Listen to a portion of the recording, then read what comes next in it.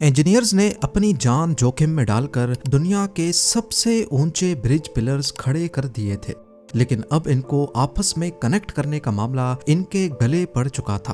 France में दुनिया के सबसे ऊंचे मिलाऊ वायडक्ट ब्रिज की कंस्ट्रक्शन के दौरान इंजीनियर्स अब एक बड़े मसले में फंस चुके थे।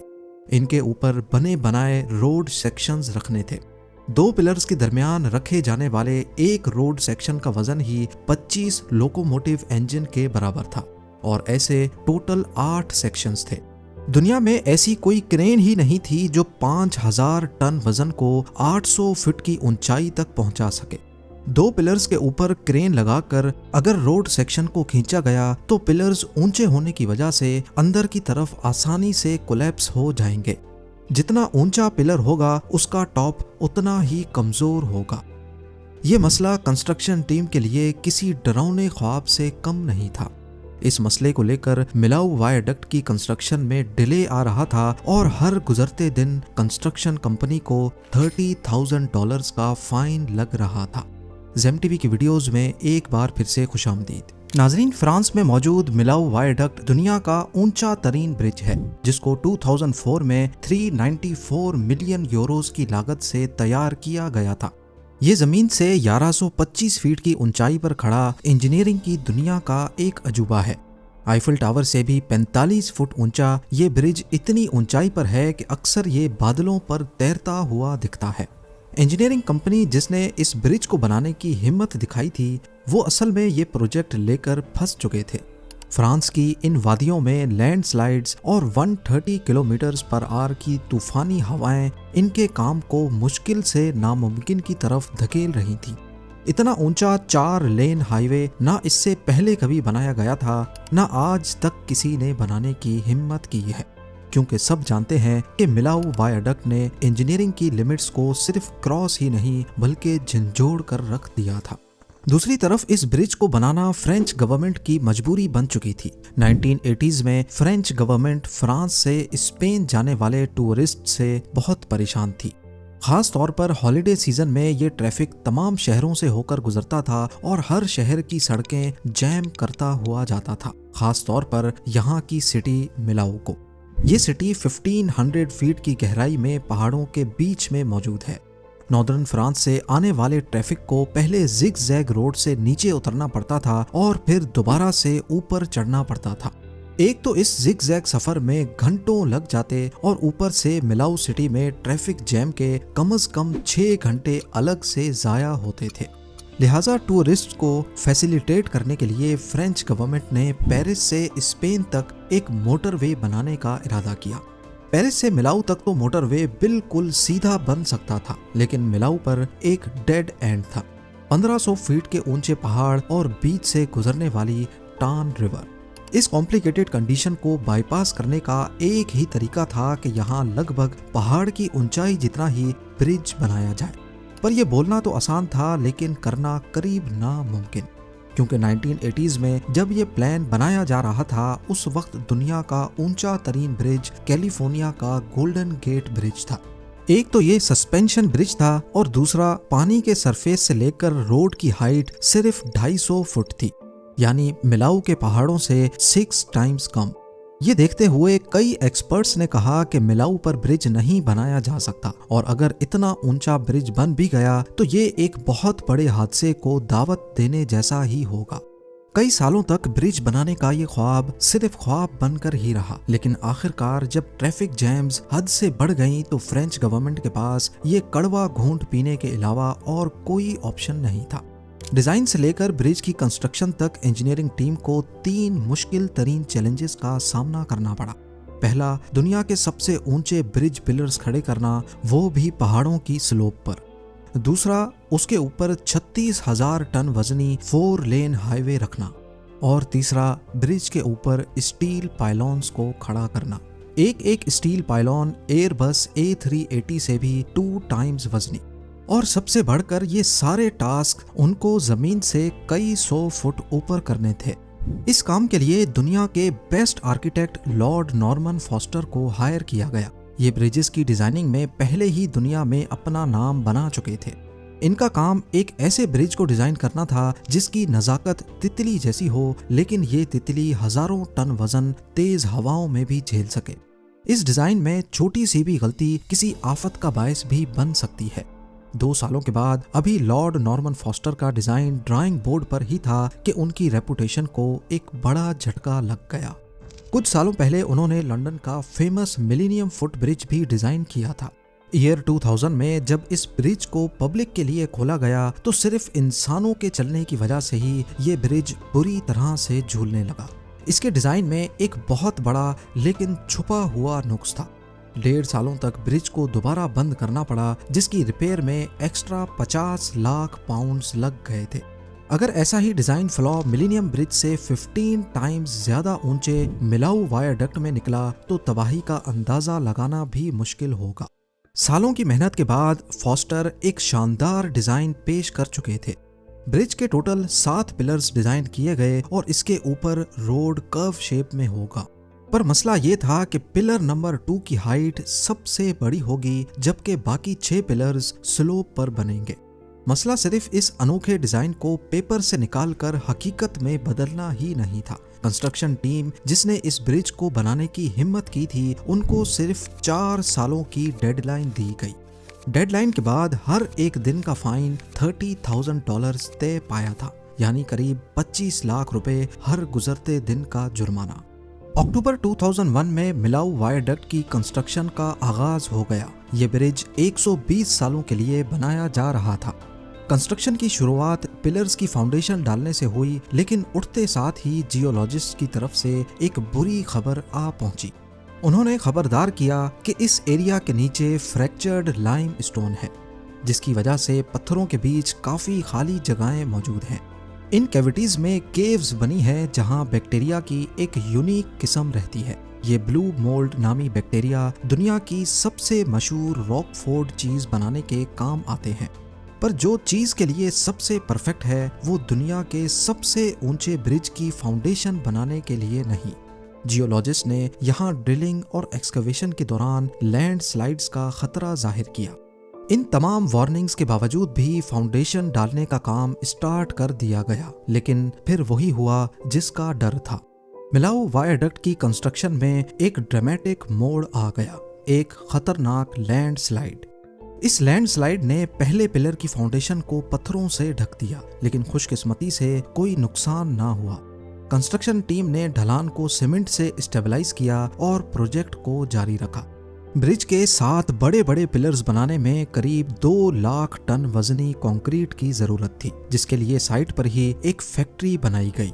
ये रीइंफोर्स्ड कंक्रीट था जिसमें 16,000 टन स्टील बार्स यूज होनी थी।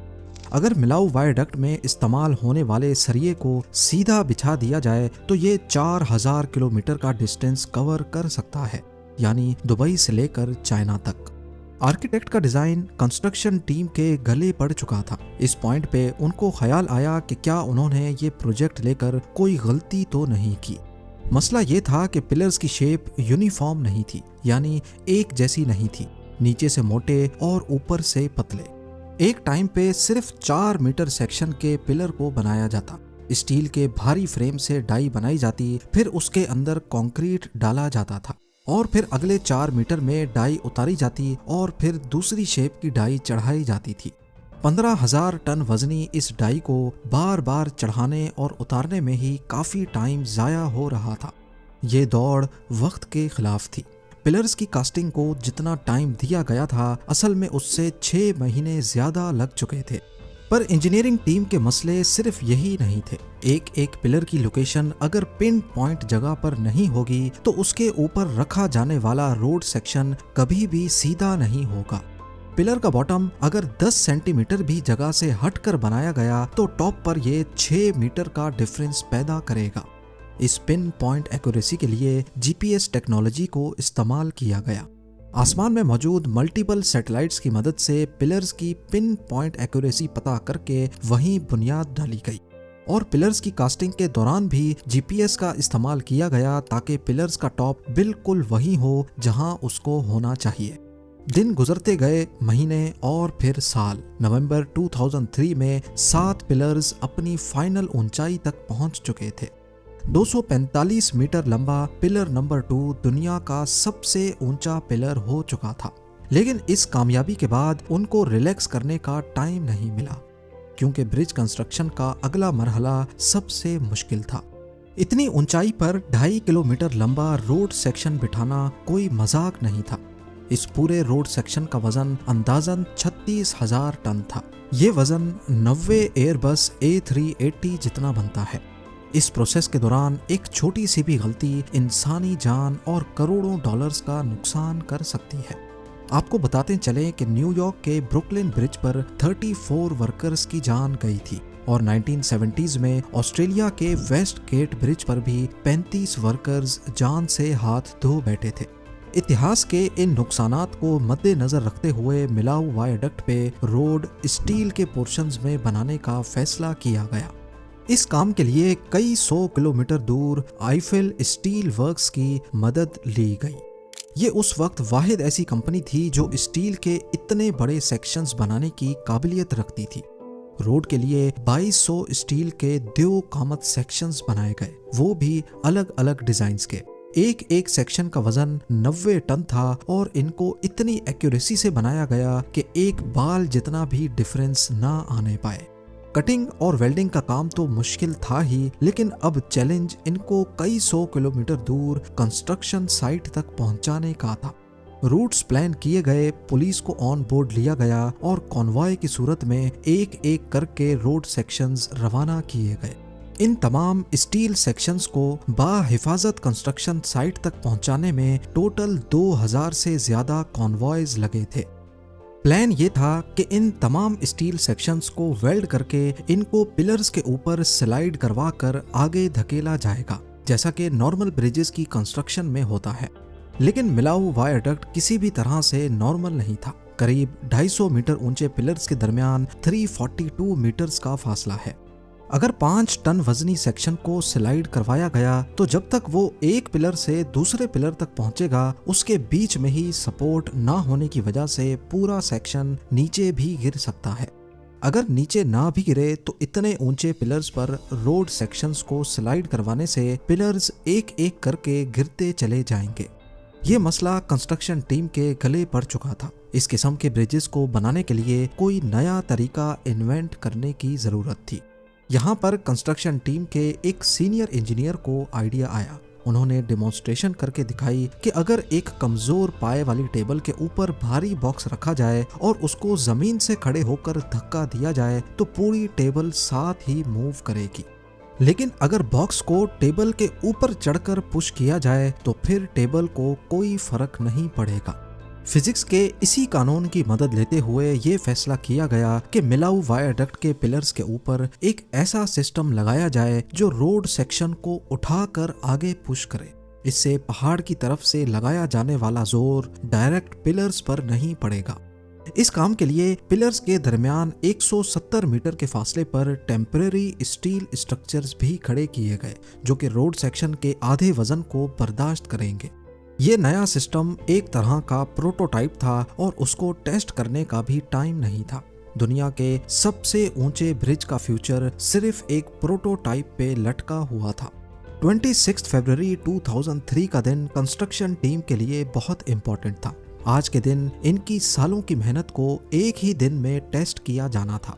पिलर्स और रोड सेक्शन की मजबूती और पिलर्स के ऊपर लगाया गया हाइड्रोलिक रैंप सिस्टम। इस नए सिस्टम के तमाम रैंप्स को एक ही साथ एक ही स्पीड से रोड सेक्शन को उठाकर आगे पुश करना था। अगर इनकी सिंक्रोनाइजेशन में थोड़ा सा भी फर्क आ गया तो सारा वजन किसी एक पिलर पर पड़ेगा और इससे पूरा ब्रिज कोलैप्स भी हो सकता है। खुशकिस्मती से हाइड्रोलिक रैंप सिस्टम काम कर गया और पूरे 2 दिन लगाकर सिर्फ 200 मीटर के रोड सेक्शन को पिलर नंबर 1 तक पहुंचा दिया गया। ये सारा काम मौसम देखकर किया जा रहा था। सिर्फ उन 3 दिनों को सेलेक्ट किया जाता जिसमें तेज हवाएं चलने का कोई चांस नहीं था। इसकी वजह सिंपल है, तेज हवाएं ब्रिजेस को आसानी से गिरा सकती हैं, खास तौर पर जब रोड सेक्शन की एक साइड हवा में बगैर सपोर्ट के लटक रही हो।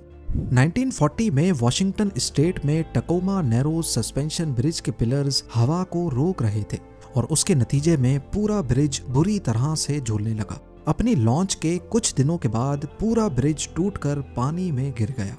दिन गुजरते गए, रोड सेक्शन को पिलर्स के ऊपर रखने का काम जोरों शोरों से चल रहा था।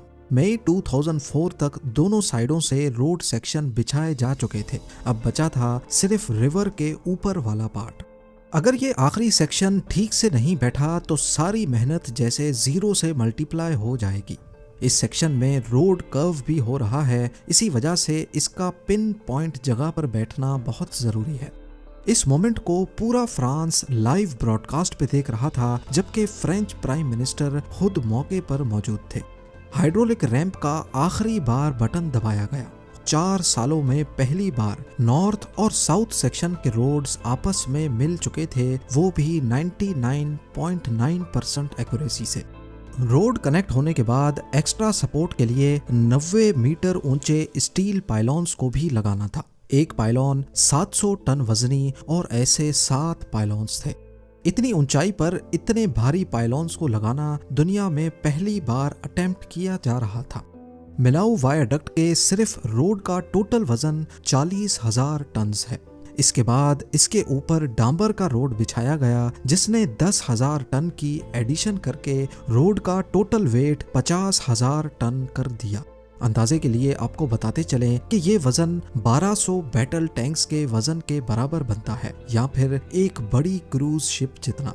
इसकी मजबूती चेक करने के लिए एक साथ इसके ऊपर से 28 ट्रक्स गुजारी गई। हैरानी की बात यह थी कि रोड सेक्शन, जिसको 50 सेंटीमीटर तक झूलने के लिए डिजाइन किया गया था, वो इन तमाम ट्रक्स के वजन से सिर्फ 25 सेंटीमीटर तक झूला था।